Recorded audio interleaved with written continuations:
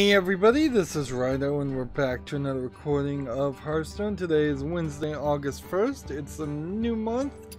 We are done with the month, so that means it's time for the reward. Made it to rank 20, which is about standard. We've got our new card back. We'll set that as our new default. These card backs changing every month don't really mean anything to me, but heck, we're getting them, so we might as well use them. I imagine it is not too far away from the point where we will see. Do I want to play combo cards or do I want to try and win? I think I prefer to play combo cards. And let's go into the collection first. We've got like one new card there that I'm not going to deal with. Let's just hop into here to the Tavern Brawl. Yeah, the next expansion should be pretty quick. I think maybe the day was announced, but I've forgotten it. Win on your first victory this week. Valeria stolen spells from every class and filled your deck with them. Each of these spells will summon a random minion at the same cost when you played, so it doesn't even matter what character you play, and so they're not even gonna let you pick. Alright, good enough. So, starting a little late today, just about 25 minutes past the point where I'd like to start. I generally want to start around 5 p.m. Central Time. Feeling a little tired too, so I definitely had that feeling where I was like, I kind of wish I could go back to sleep and create instead of watch your back. I always do. Streaming. I am continuing to play the Borderlands game. Let's see. But I am in a weird position certainly where Borderlands 2 is just kind of more Borderlands 2. I got to the point in the story where, spoiler alert for a very old game at this point, Sanctuary moves. And once Sanctuary moves, you're stuck for about an hour, maybe 2.5 hours. Somewhere in between those two.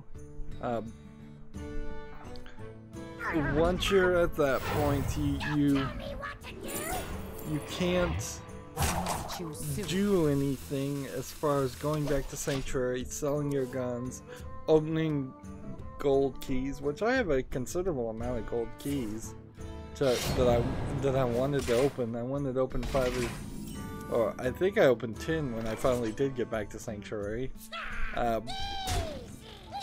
But you get stuck in the spot where you're running through no less than 3 levels just to get back to where you were. They should clearly in the game have given you a second location that had slot machines and a golden chest. Just a secondary, smaller Sanctuary place would have been really nice for several different reasons. Like, if you fast traveled into a small 1x1 room that doesn't have anything in it other than one of each vending machine and some slot machines and some vending machines and the gold chest and the skin changer, that would have been all you really needed. Access to the vaults and the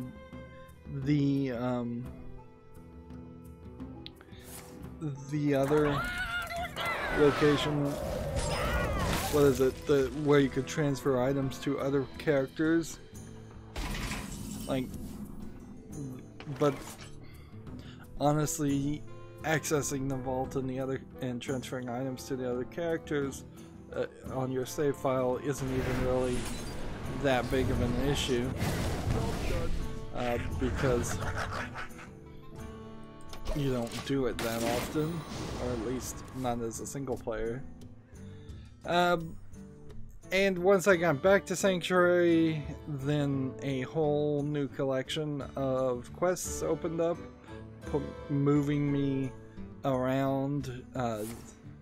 You very much jump from something that, like, one of the lowest quests is like a level 14 that I have as an optional quest, and then it jumps to level 19.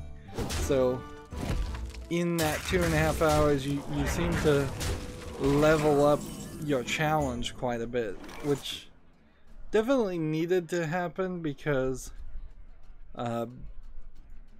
there was most certainly an amount of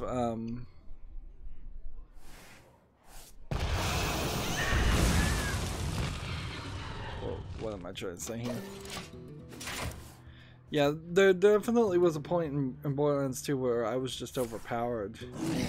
And I wasn't overpowered to the point where I was getting one-hit kills or anything, but I definitely feel like I was just not getting as much as I would have liked.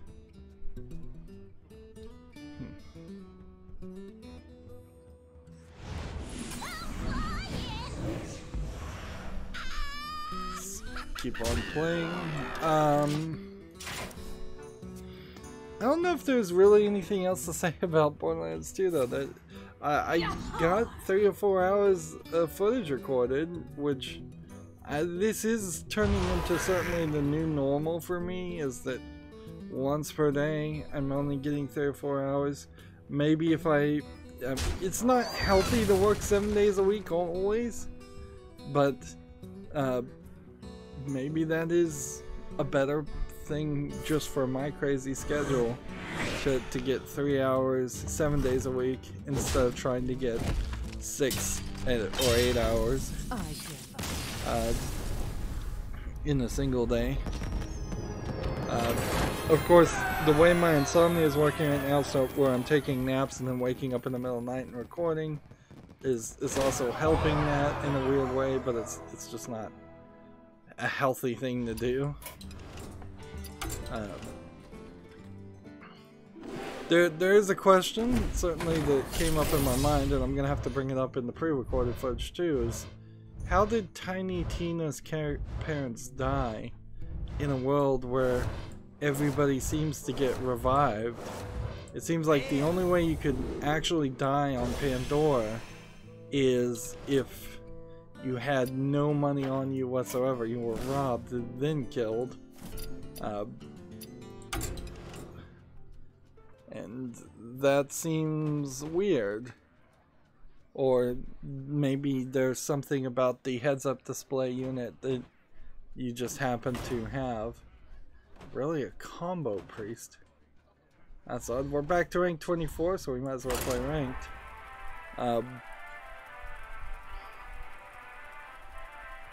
Yeah. And Tiny Tina still adds a lot of problems to the world of Pandora, because it just doesn't feel like there should be any kids in the game. And that the fact that there's one then makes you wonder, are all those psycho midgets that are running around, are those kids? Have I been shooting kids for 2 games at this point, or what? You know, it's just hard to figure out. The light shall bring victory. Like, I love her as a character, she just doesn't make any sense. A single line of dialogue that would say something along the line of, I crashed down here on the way to a much safer planet where kids are allowed, or it needs to say, I know kids aren't I know Pandora is no place for kids, but it's actually a funny story of how I ended up here. Anything to just kind of address the fact that she's theoretically the only kid on Pandora. Put this apple on your head. Right away. There's also some weirdness in Borderlands 1 and Borderlands 2 where there really isn't normal people very often, or they're very easily overlooked. You'll see a random normal, not crazy person in a city every now and then, but for the most part they just don't exist. And when you play Tales for the Borderlands, you start to run into a lot more people that are not as crazy as the vast majority of crazy people that you run into, marauders, psychos, and such. And certainly some of that can get explained away by the fact that there is a reward on your head. I don't need any of you. I don't know why this is being called a combo priest. I don't see any combo anything here. But yeah, the games, Tales from the Borderlands versus regular Borderlands games are kind of drastically different. Moving on, let's start going through the news, because I do want to kind of burn through the news rather quickly today. If I could get a 2-hour stream today, that I would be okay with that. I don't need any of you. Oops.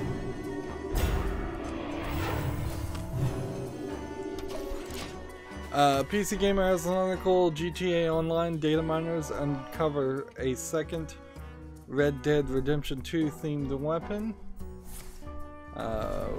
with another map-wide treasure hunt.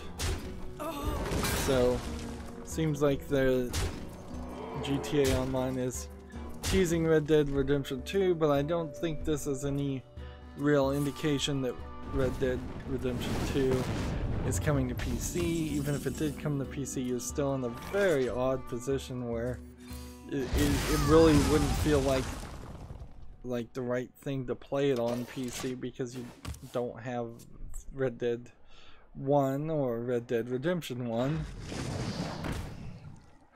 which, yeah, I don't even know how you dance around that one. Gematsu has an article, Robotics Notes DASH for PS4 and Switch launches November 22 in Japan. Let's see. A story of the former members of the Robot Club. What kind of game is it? Apparently it's a visual novel, but looking at the characters, it's a little bit different type of story. Looks like it's a slice of life type visual novel of friends.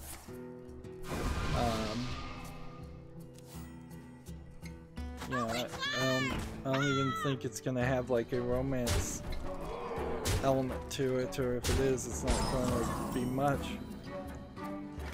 So yeah, that one probably won't come to the West, or if it does, it'll be a while. Engaging TC-130 mental dislocator. Mind if I roll need?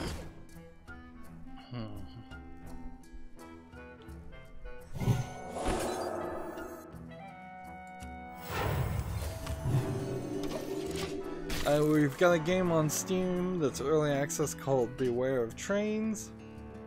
They're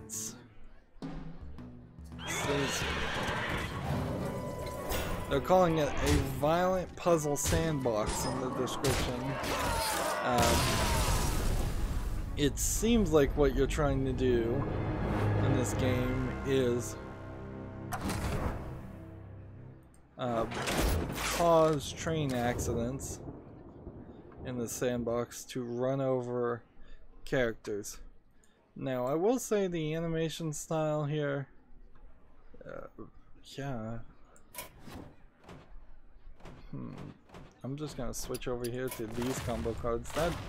Whatever this is not, shouldn't be called a combo priest. I look forward to the next expansion so I can get rid of that one. It's just like low polygon designs, probably asset flips, but not, I wouldn't call the whole game an asset flip. So I don't know if it really falls into the category of being called a flip at that point. It probably just has assets. 40 Steam achievements, which is kind of interesting. $7.99 at full price. I don't see anything here that would be interesting enough to make me want to play it. The thing I think that kills this as an idea is that you're, sorry, yawning, you're kind of in a third person over the shoulder perspective with these trains, when this really feels like this should be a disassociated from reality top-down perspective. When the camera is getting up and close at, I'm looking at one picture of a policewoman running for her life as a train is coming barreling down. That's just not the kind of way I would depict the fantasy violence there. It stops being funny and it becomes just kind of what would you say? Kind of grotesque a little bit, a little too aggressive. Moving on, Gematsu has an article. Compile Heart's new RPG Arc of Alchemist for PS4 launches November 29th in Japan. Updated. Let's see. The update is simply who's working on it, so that wasn't much of an article. So many options. Job's done.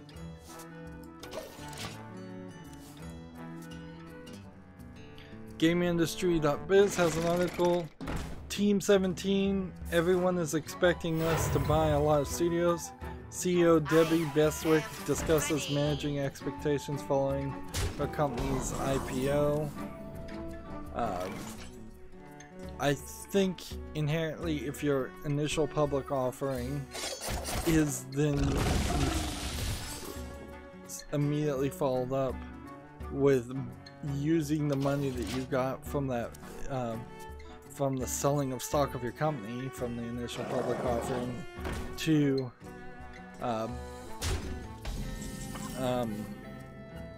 just spend that money to invest in other companies, that's inherently an admittance that your company has nothing better to do with their with the money, and you're kind of just running a con.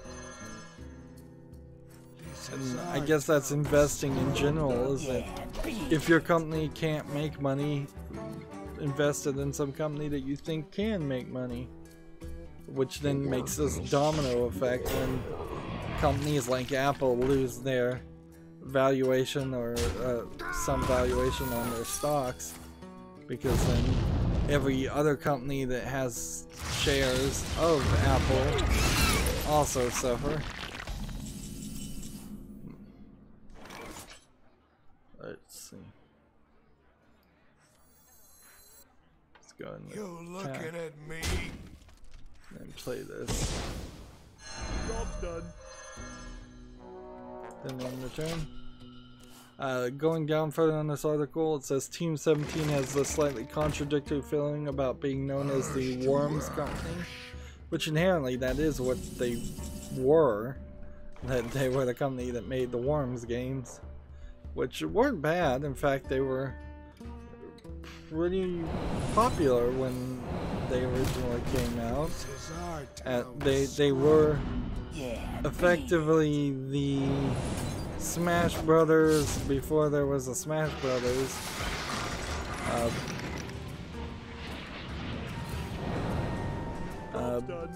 Style of party game.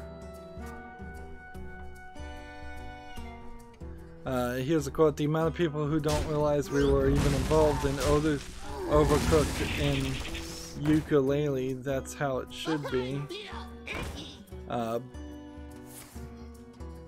See, Team 17 became a publisher, and it started publishing other games. I don't know if you inherently say anything more than that. Like, a publisher is a publisher. They funded the release of the games, but there's two different evaluations you have to put on the companies. What are they publishing and what are they making? When you look at Gearbox, that's a great example since I'm playing Borderlands 2. What has Gearbox made in the past few years versus what is it published? Do we give it credit for We Happy Few, or do we hold it to the fire because they've only really published Battleborn, a failure, Desert Bus VR, which was always a gag product in the first place, Duke Nukem Forever, which arguably you could give Gearbox a pass on Duke Nukem Forever because so many other people had their hands in it too. But particularly if you look at Gearbox and you don't speak the name of Borderlands, they really don't have anything they've ever made that's good. And not under the Gearbox name, at least. And that kind of then gets into a question that's hard to answer, and I'm not sure I do have the answer. As far as, is it possible that the 2K, the publisher of the Borderlands series, has had more effect on that game being good than Gearbox, the developer of the series? I doubt it, but it might be the case. I'm really starting to wonder if maybe 2K Games should just have a different company make Borderlands 2 and completely. Like, just move it on. Borderlands 3 has taken way too long to be made. It is questionable in my mind whether the story and attitude will be the same, because I think just in the game industry, and particularly in Gearbox, is Randy Pitchford's mind. So I need a victory with Priest or Warlock now. I think they've all kind of gone a lot more conservative, and so they might not want to have the same jokes where they're just saying "but" or the F word or cussing or just being ridiculous and insane. Like, one of the worst ways Borderlands 3 could come out is it's just this SJW virtue signaling censored version of the game. If the midgets aren't called midgets anymore, or just are completely eliminated, if it doesn't have that feeling. Your soul shall be mine. Of course, that is also the exact thing that made Duke Nukem Forever not really work, is that Duke Nukem as a character had this really stupid hardcore 90s vibe to it, and when it came out, when Duke Nukem Forever came out, it just felt dated and pathetic and just ridiculous. Of course, if the game had been good, that would have overcome a lot of issues. Let's see, is there anything more on this article with Team 17? Quote here: "You're not going to see us go out there and pick up a $20 million project anytime soon, or a £20 million project." They're British. Here's a quote: "I'm a big fan of Ubisoft. When I first visited them, they were a mail order company." Here's another quote: "The UK has created some of the best IPs in gaming, but we don't have the best track record in retaining ownership of them." Nice to meet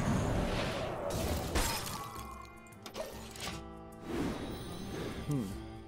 Being a big fan of Ubisoft, I don't particularly agree with that, but then again, this is a probably great example of what a good CEO of a company should say. Is just be like, yeah, I love everybody. Everybody's great.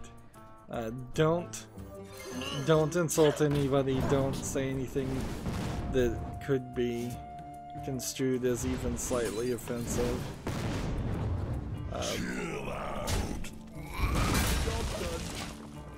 So yeah, I would much rather hear Randy Pritchford say things like that. It's like, I'm a fan of everybody. I love everybody, even if you don't mean it. It's just good business to be on friendly terms with people that you're potentially going to work with in the future, or might want to work with, or you may just be competing with.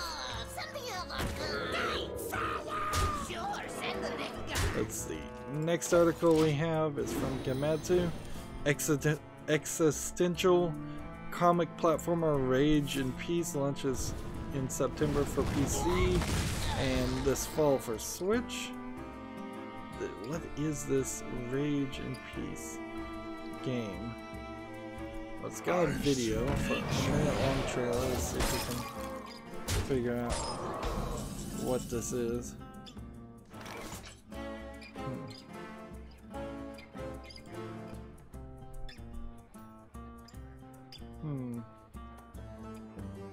So it seems like it's a game where it's a endless runner or runner platformer where things are just gonna constantly try and kill you and you're gonna die a lot.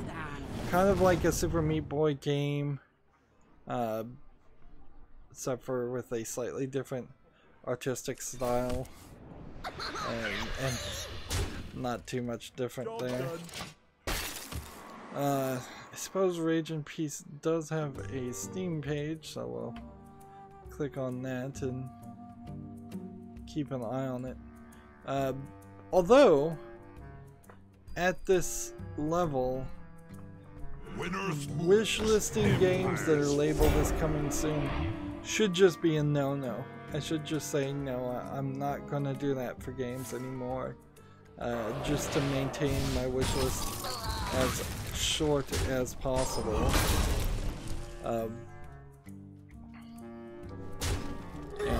So I'm not going to actually wishlist that. I'm going to close that page when it comes out and I see it on what's on Steam, which I have some faith that that will happen.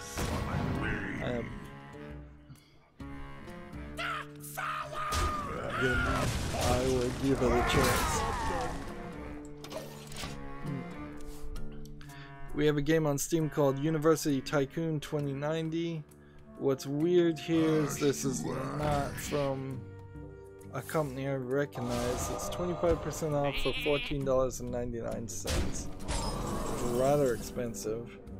It looks to me like it is kind of a simplified attempt at a building tycoon game where, like, I'm looking through all the screenshots. It seems like the generic green colored background is supposed to represent grass, and it seems like you're just developing the layout of a school very slowly, very slowly.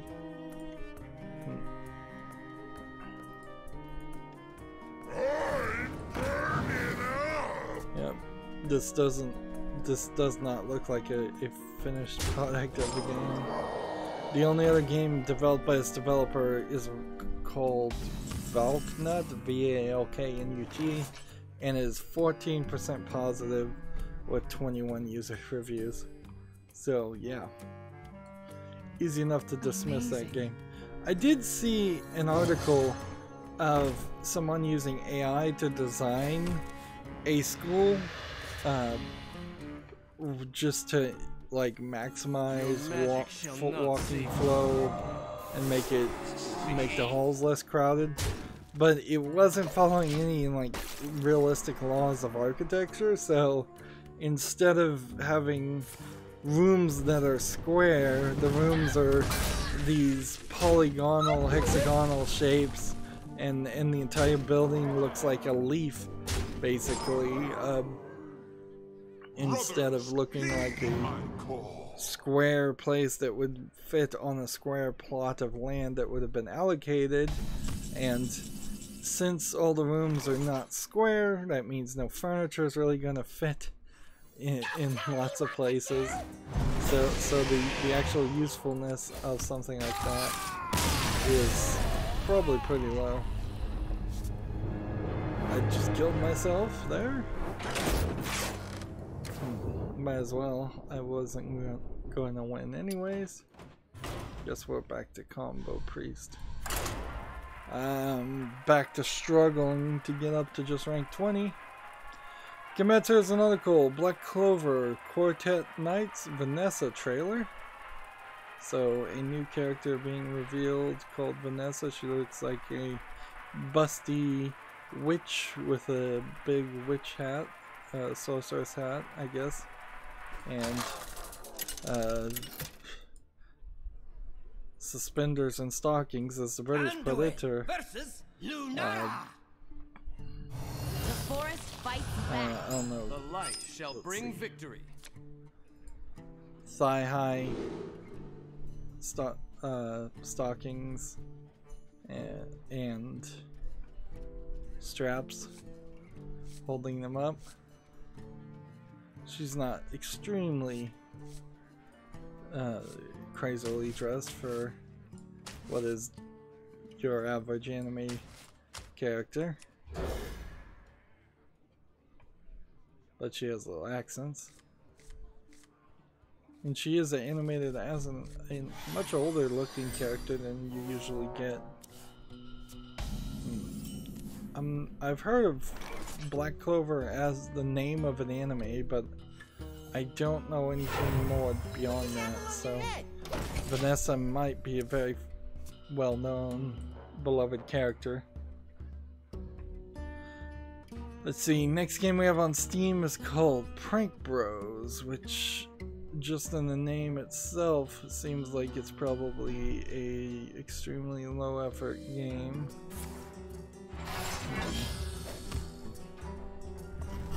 But no, it seems like it's a mostly multiplayer, but it does seem to say it has some single player, 4v4 or player versus player type of game.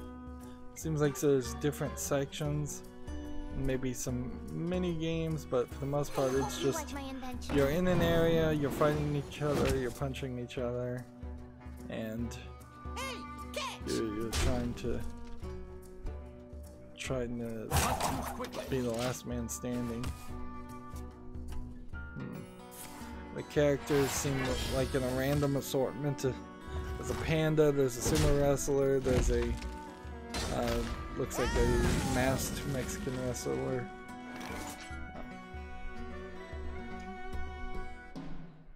Mind if I roll knee?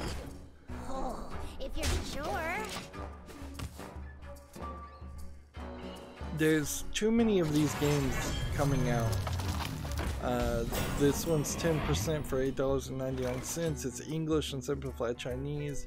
So I think what's happening here, if I was to guess, is that this is probably a moderately well done Chinese knockoff of Smash Brothers. Not a horrible idea, certainly, but not the best idea either.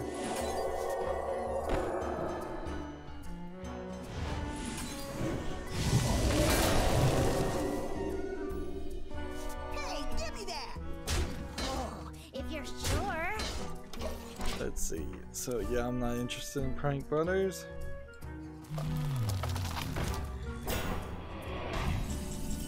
Let's see, we've got a trading card game. It's the description is World War II Poland and partisans. It's called Herwam, Herwam. And then the trailer starts with people, I guess, playing a card game in the forest. Mind if I roll need? And Oh, if you're sure.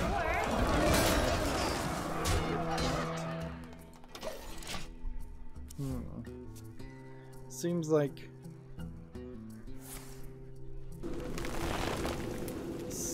this is a mobile phone game that's been ported. It has in-game purchases. It's 35% off for $1.94. Has 64 achievements.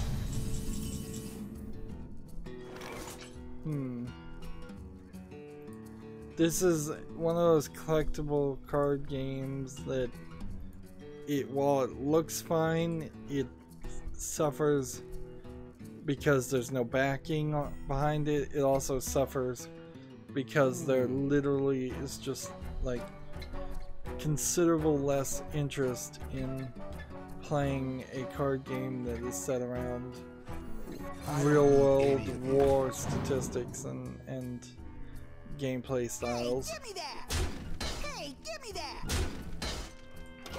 Yeah, it doesn't look like there's a lot of variety. It doesn't look like there's a bunch of unique systems.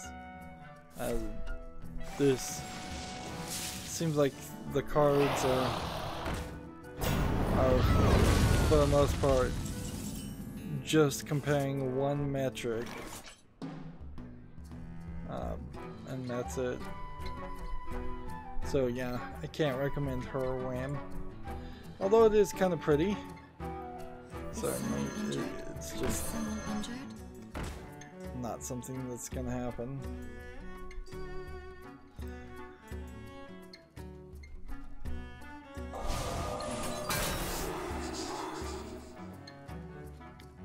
Let's see, let's go and play this. For me! Attack.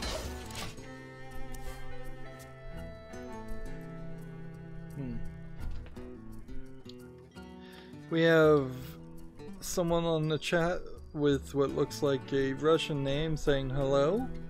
Hello?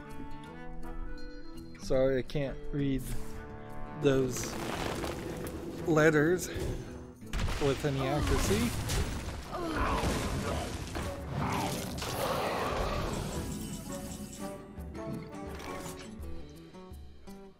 As a Game of Sutra blog, I'm looking over the creation of a game that nobody cares about. So, there's really nothing to say about this news story. It's making 6 ages for iOS a retrospective. I'll tell you the name and then move on because, like, that's probably more justice than it deserves as far as coverage. Speaking of undeserved coverage, boy, does it feel like there's a lot of people talking about No Man's Sky right now, and I'm almost to the point where I'm thinking maybe this is the mainstream gaming media's attempt at being loyal to No Man's Sky and the developer and the publisher, because they were most definitely paid to hype it up when it first was coming out, and then they had to come out and say, oh, this is just awful. The fact that No Man's Sky was so extremely hyped, some of that definitely does need to fall on the shoulders of the news reporters as much as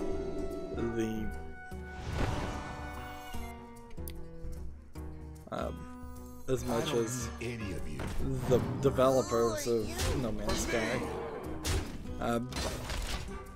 This would be the first instance, for me at least, in which I've seen somebody, video game journalists, go back and cover a game when it's been updated, because I think explicitly because they were paid to promote it, which is what I think is happening. Let's see, this could do 10, so let's see if we can take somebody out. Shells up! For me!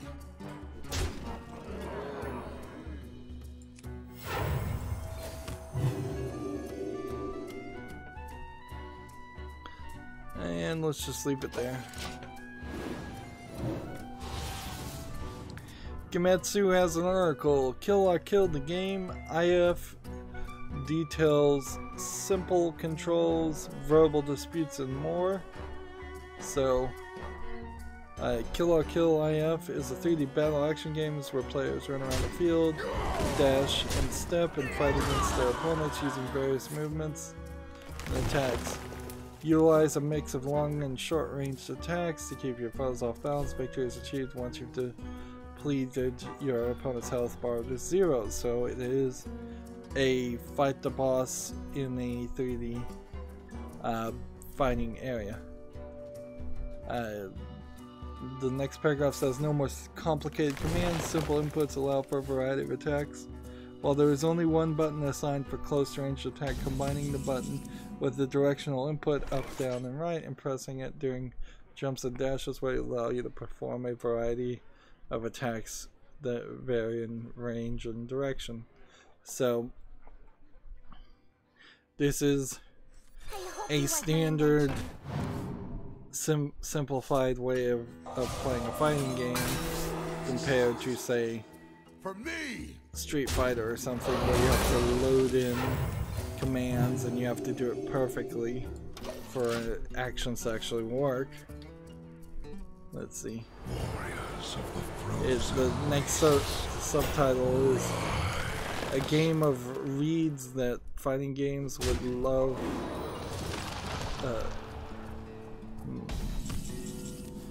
In addition to the basic rock, paper, scissors elements that fighting games employ, in Kill I Kill IF's case consisting of attack, guard, and break attacks, the game also incorporates 2 additional elements, evasion and evasion catch attack. Players can expect it to experience a simple yet engaging gameplay loop that encourages deep and intricate interactions in the midst of combat. Inherently, unless they throw a bunch of random fights into this game, or this is telling a story that does not parallel the story of the anime, you're not gonna have a ton of fights anyways.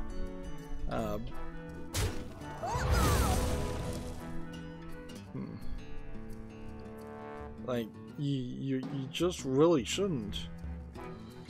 The Kill or Kill anime only had so many episodes, and they had basically 1 or 2 fights in every episode, and it was a fighting anime.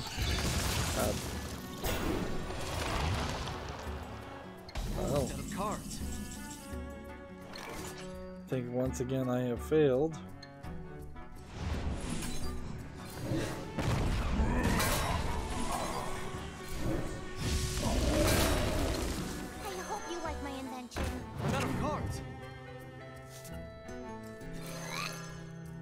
All the other cards. Every screenshot I've seen of this just has the main protagonist and the main antagonist from the anime series fighting, because they probably don't want to reveal anything else.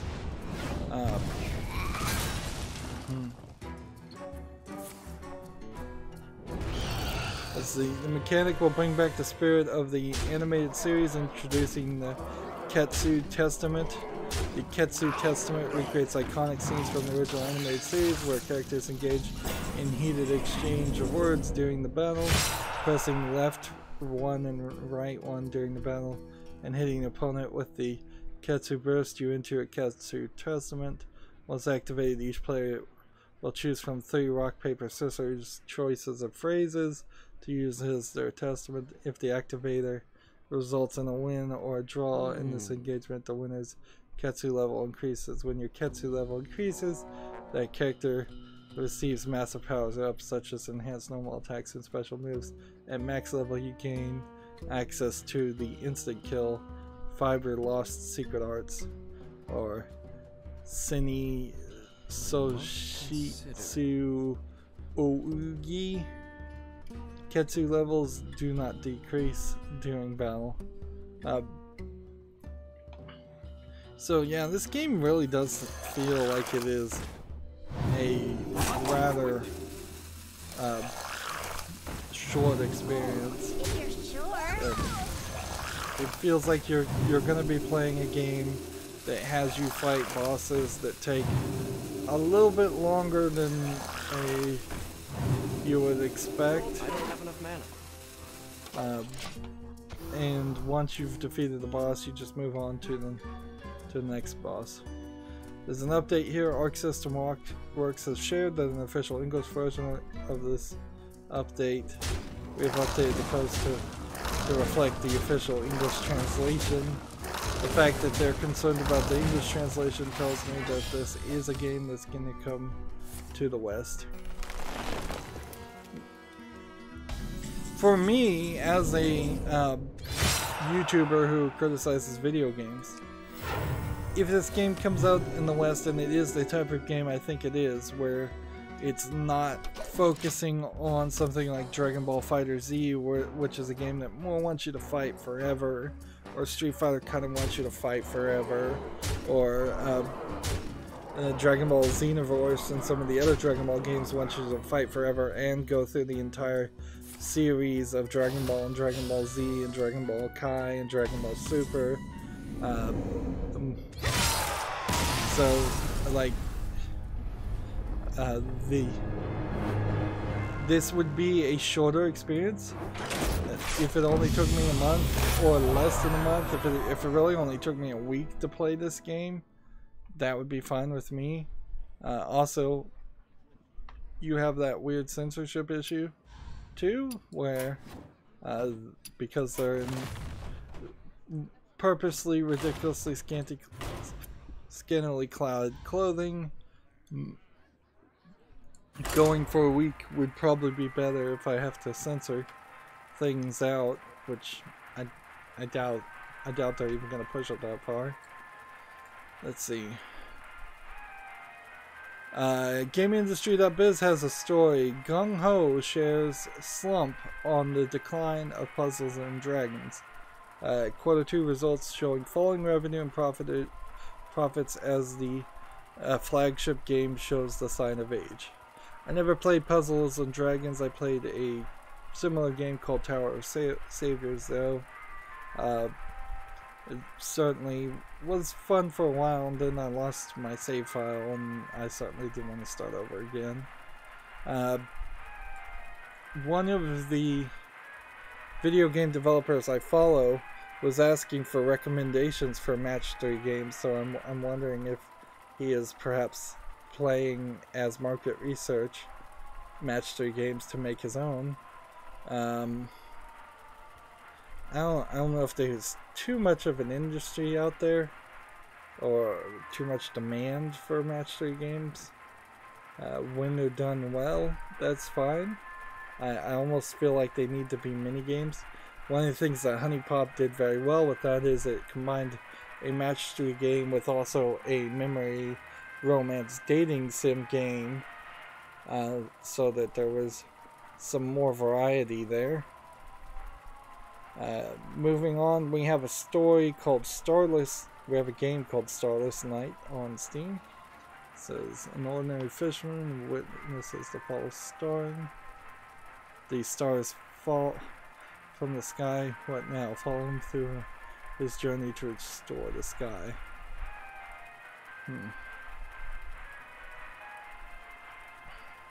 This is weirdly animated, this game is. I don't know what to even make of it. It seems like we have a very high wait time right now. Let's see. Starless Night's animation style looks like the animation style you see on some very simplistic kids game, kids cartoons, like for cartoons for preschoolers, kindergartners. I see the character walking around, but I have no idea what kind of game this is. It says it's an adventure indie casual, and I just see this character walking around and swimming. I don't see a gameplay mechanic. He's driving a boat. And see, in a weird way, this game has me intrigued.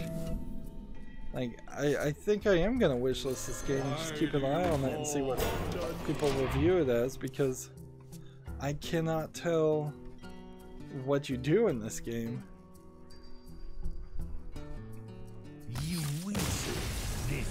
Starless Night is 20% off for $7.99.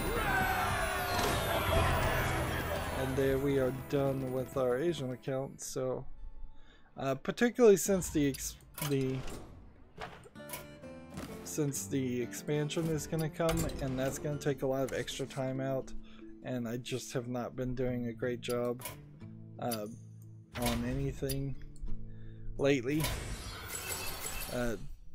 I definitely don't want to go long, so we're gonna move over.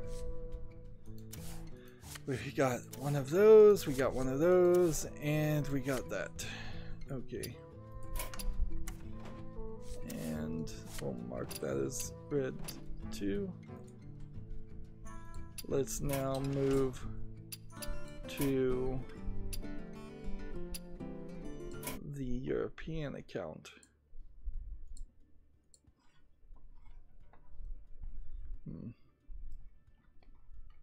Yeah, I'm gonna wishlist Starless Night and keep an eye on it for its intriguing art style and just lack of giving information. I guess teasing the player and not informing them goes a little bit further than letting me know for a fact that your game is not interesting to me. So we made it to rank 19, which the difference between making it to rank 19 and rank 20 is not a lot. Maybe 5 more dust.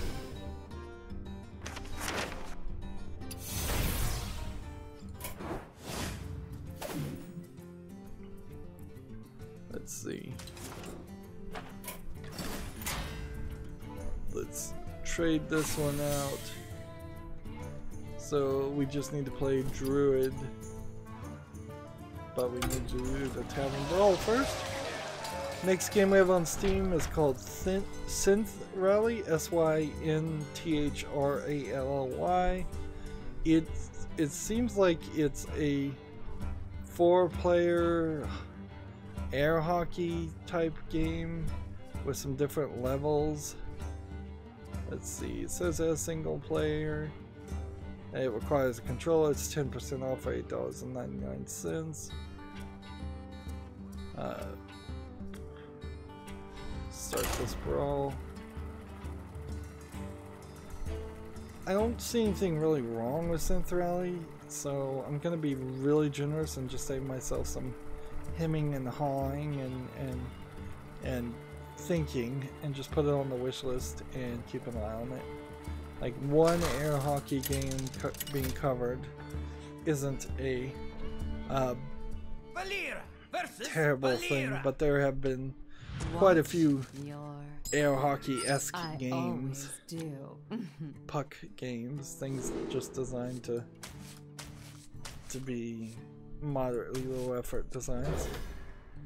Moving on, PC Gamer has an article. The former Tiny Metal The former Tiny Metal developer admits the Kickstarter embezzlement accusations were untrue. Tarek Lacey claimed last year that funds raised by the Project Phoenix Kickstarter were diverted to Tiny Metal.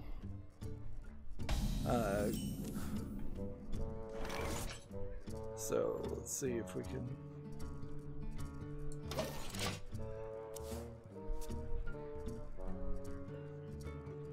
Let's see. I don't remember the story at all, really.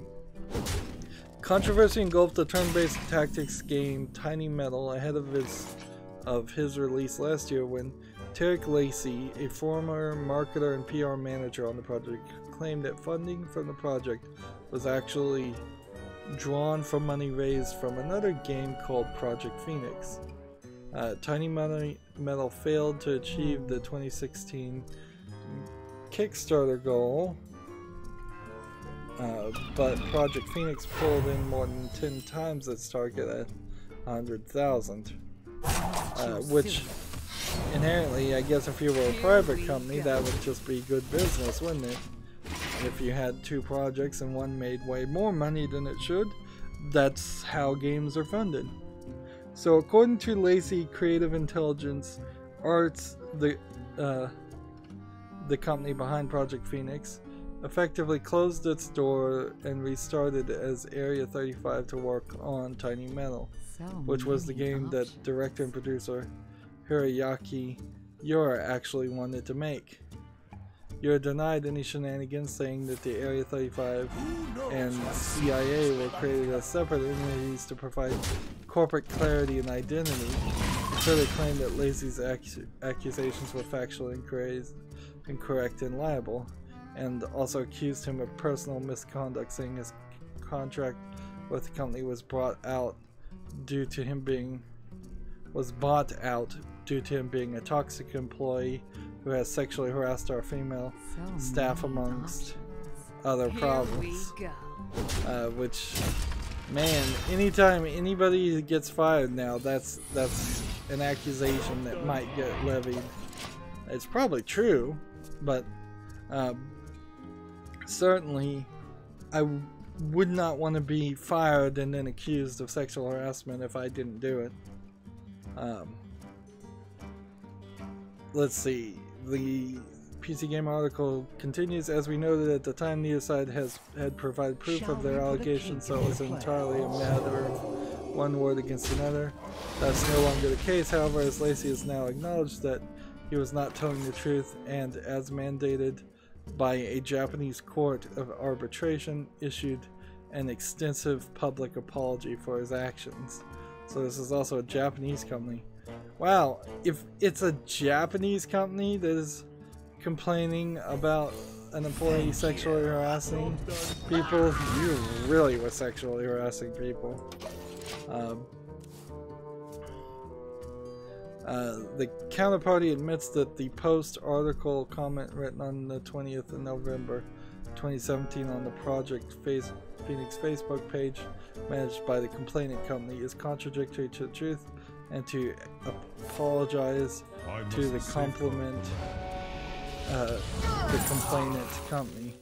The translated mediation rule states, as a concrete form of apology, the counterparty is to publicly post sentences as written on pages 5 and 6 of this document on his personal Facebook page. That apology, in English and Japan and Japanese, but only reproduced in English, is as follows, according to this PC Gamer article. I wonder. Let's see. Let's do this. Who goes there? This. And do this. The light compels. Job's done. And then your turn. It says, on November 20th, 2017, Heisei, H-E-I-S-A 29, I posted, Heisei 29 is, I believe, probably the Japanese year on the Japanese calendar. I posted the entry comments to Area 35. Let me just skip over this thing. You can read the direct quote. The important part here is I now admit that everything it stated was contradictory truth, and I offer a deep and profound apology to Area 35 Co.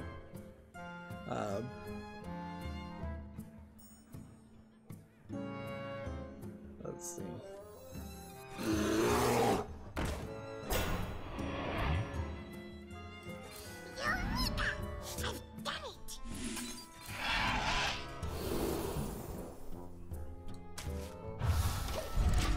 Let's see.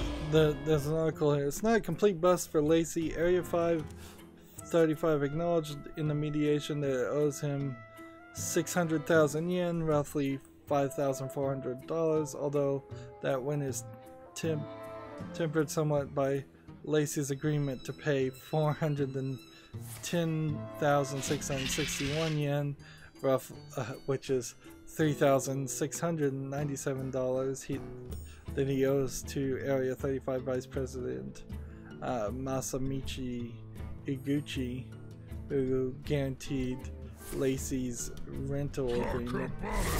So he's only getting a couple $1,000s out of it.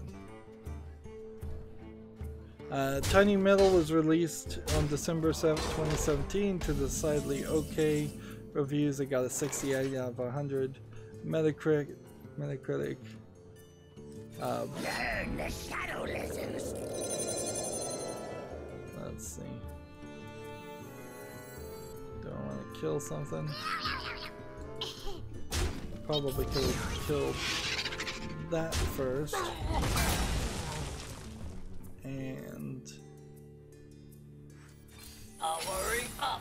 Portal online. It has a mostly positive reviews on Steam.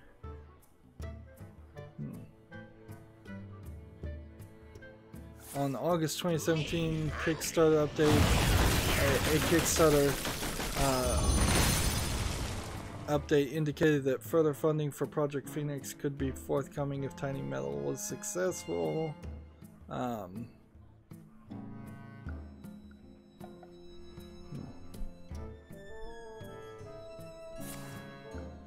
Although it's kind of in question. Let's see, right now I'm looking at Steam's page for Tiny Metal. It's 75% positive of 124 users in the last 30 days, 70% positive in general. The thing about Tiny Metal is it looks like it is just a cell phone port because of its small chibi characters. It's a turn-based strategy game, something sort of like XCOM, but it really does just look like a cell phone port. And it's $24.99, which seems a little too expensive for what it's selling. So yeah, I really don't have any reason why I think I would want to cover Tiny Metal, but interesting legal case behind there.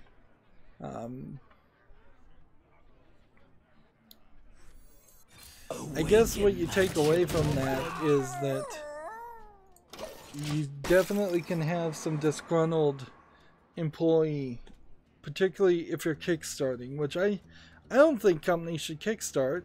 This is just one of the lesser known reasons why kickstarting or crowdfunding your game can turn into a nightmare, is because you can have disgruntled employees come in and make accusations, and then you're fighting things in arbitration and in court, and it's hurting your business.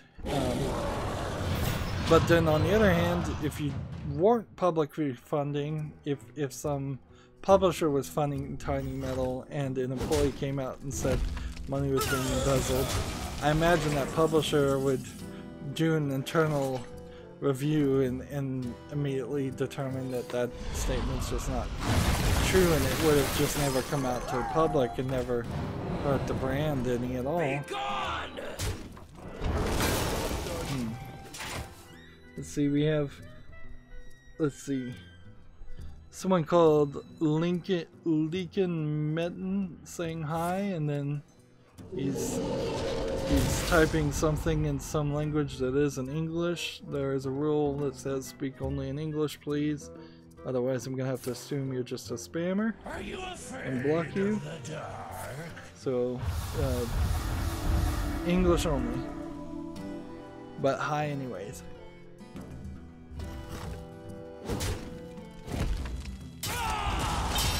So, we have this game that people are talking about a little bit, called Chasm, which is a procedurally generated, it's a procedurally generated Metroidvania game, but it's in an odd position because it procedurally generates your levels at the very beginning of the game like a seed in Minecraft, and then it kind of never changes. So you'd have to play the entire game a second time before you felt like anything was different. And it doesn't feel like Rogue Legacy, where it's a game where you die and then it's supposed to reset and there's an idea behind it. It feels like it is a slight continuation of that idea. But people don't seem to be in love with the game. It came out July 31st.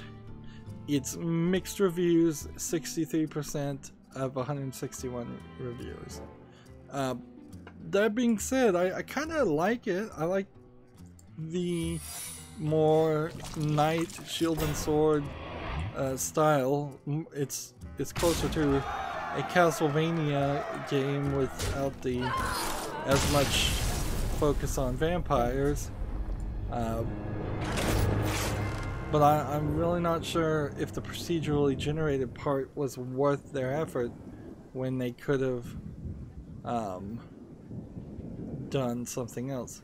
This is an interesting notice I'm realizing. This game is excluded from Steam's family sharing service. This is the first game I have ever seen that has said that, and I didn't think that was a possibility. Like, I just didn't think that was something Steam was allowing people to do. And it doesn't say that there's a different EULA you have to agree to. It's just saying Steam family sharing service is not allowed.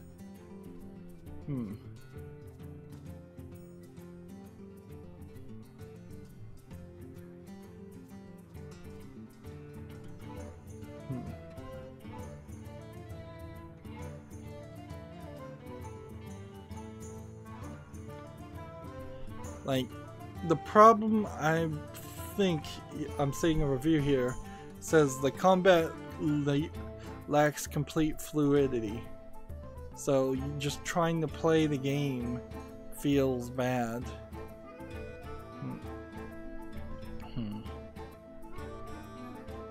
And so it's just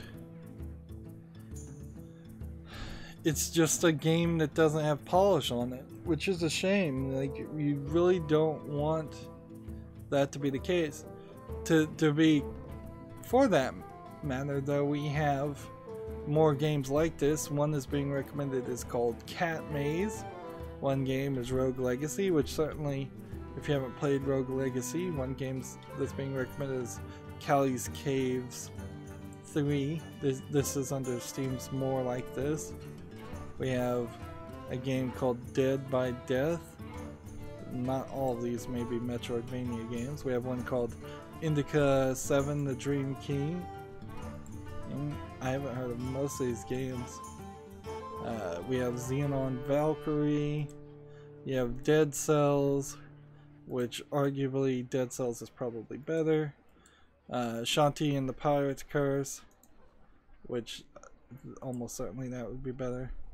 Momodora Reverie Under the Moonlight, I've heard of that one. Iconoclasts, I don't know if that really is a Metroidvania game. Shanti Risky's Revenge, which is the earlier Shanti's game, and Retro Game Crunch. So, like, a considerable number of games there to consider over Chasm. And for me, it's not going to make it to the wish list, even though it looks real pretty. If so many people are having so much trouble with it, then that needs to be addressed. And then if they do an update and somebody comes back and tells me that Chasm is good now, that would be great. But otherwise, there's plenty of other ones. I own Axiom Verge right now and still haven't even gotten around to playing that. I have Ori and the Blind Forest and I haven't gotten around to that. So I have 2 or 3 Metroidvania games already in my list of games I need to get around to playing, and I haven't done that. So I'm not even really in the market for buying Metroidvania games. Anyways, it's been an hour and 13 minutes, so now is a good time to break up this recording. As always, I ask you to like, share, subscribe, comment, and watch every second of my videos. If you want a friend to follow me on any social media sites, there's a whole bunch of links down below in the description box. And if you want to support me, friend me on Steam, gift me a game or a gift card. Thank you for watching. Have a good evening.